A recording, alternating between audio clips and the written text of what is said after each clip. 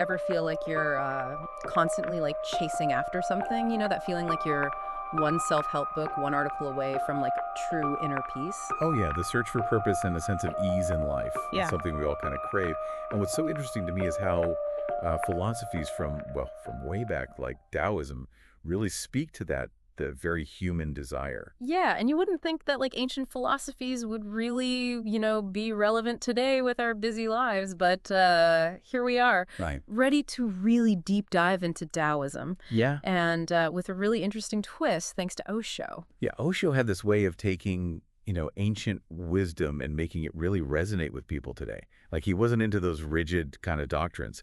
With Taoism, he wanted you to really feel it, you know, to see it as a way of living your life, not just a set of beliefs to study. Hmm. Interesting. Because, like, I'll admit, when I hear Taoism, I picture, I don't know, dusty scrolls, an ancient proverb. So how do we bridge that? How do we bridge that gap between this ancient wisdom and, like, catching the bus on Tuesday morning? Well, at its heart, Taoism is all about this idea of the way or the Tao.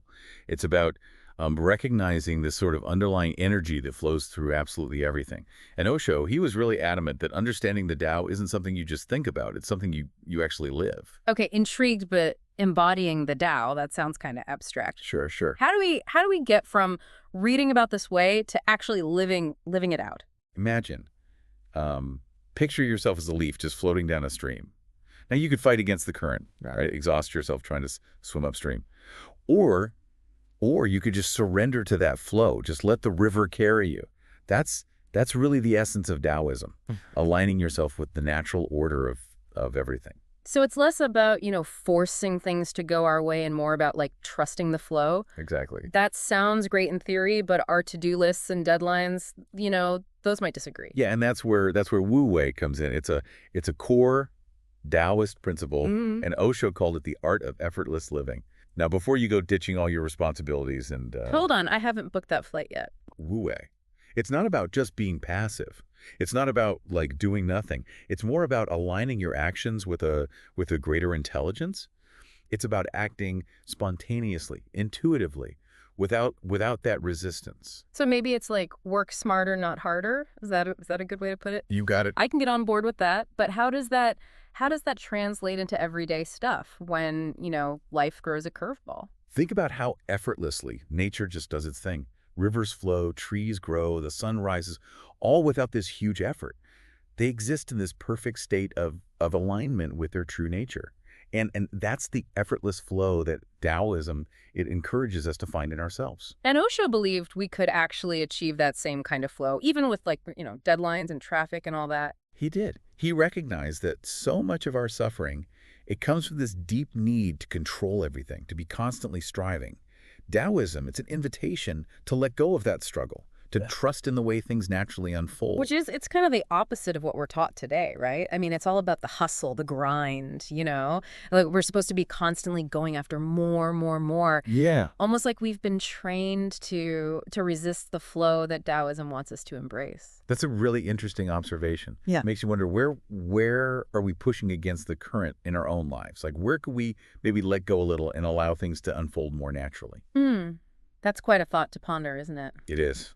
I know I'm guilty of that, of swimming upstream, I think more often than I'd like to admit. But I have a feeling that we're just kind of scratching the surface here.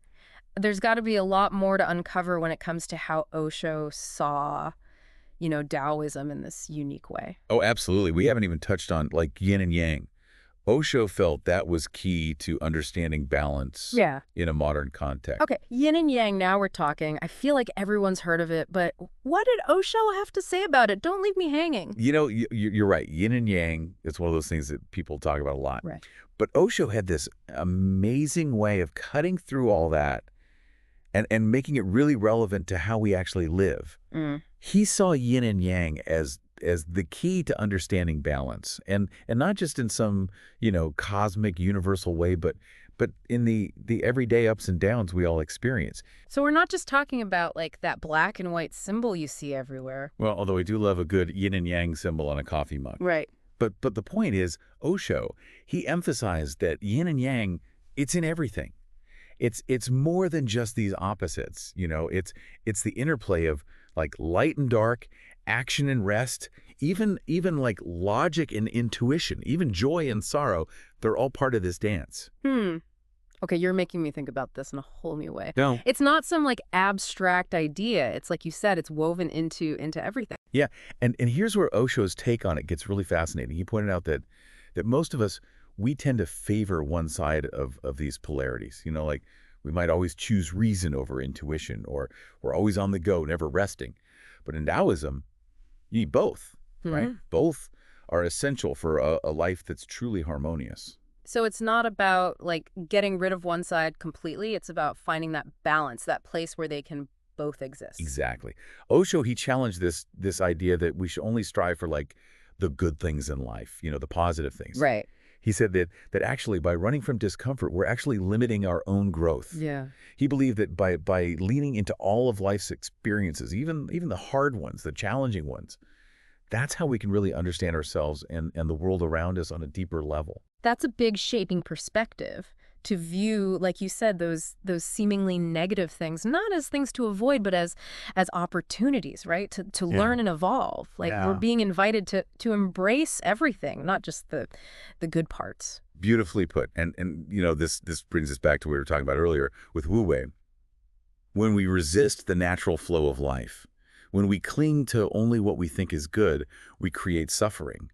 But when we embrace it all, the yin and the yang, the light and the dark, that's how we get closer to that state of effortless being. Makes you realize how much energy we spend trying to force things to go a certain way, right? Right. Trying to fit into this perfect little box that we've made in our minds. What if we like embraced a little more of that Daoist flow? What if we allowed things to unfold organically? What kind of freedom could we find in that? That's the heart of it, isn't it? This idea of freedom, it's so central to how Osho interpreted Taoism. There's this quote from one of our sources that really struck me. It said, Taoism offers freedom from social conditioning, mental patterns, and the ego. It's a powerful statement. Freedom on that level. It's like we're talking about breaking free from limitations that we don't even realize we've put on ourselves. Exactly. And for Osho, this liberation, it wasn't about, rejecting society completely. Right. It was more about recognizing the ways that we've been conditioned, right? Right. By how we were raised, by our culture, by our experiences, and then, making a choice to align with our own inner truth, to align with the Tao. So it's less about like rule following and more about like an inner compass. You got it. And, this leads to another point that Osho made about morality that I think is really interesting. He said that true morality, it doesn't come from following rules that someone else made. It comes naturally when we're in tune with the Tao. He believed that when we're truly aligned with that natural flow ethical behavior, it just emerges. That's interesting. So it's not about being good because someone told you to. Right. It's about living in a way that just feels, I don't know, more authentic, more in harmony with the world. I like that. It is refreshing.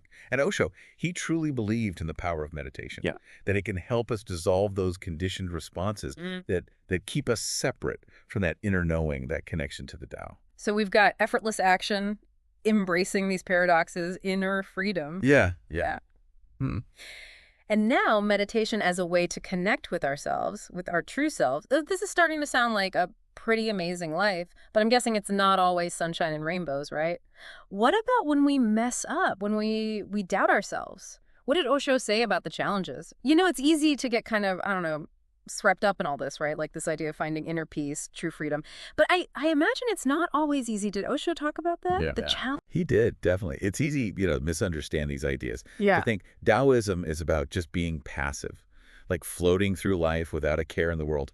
Osho was very clear that's not what true Wu Wei is. So no checking out of reality then, just letting things fall where they may. Not at all. Osho, he emphasized that real Wu Wei, it actually takes a lot of awareness. Yeah. You could even call it self-mastery.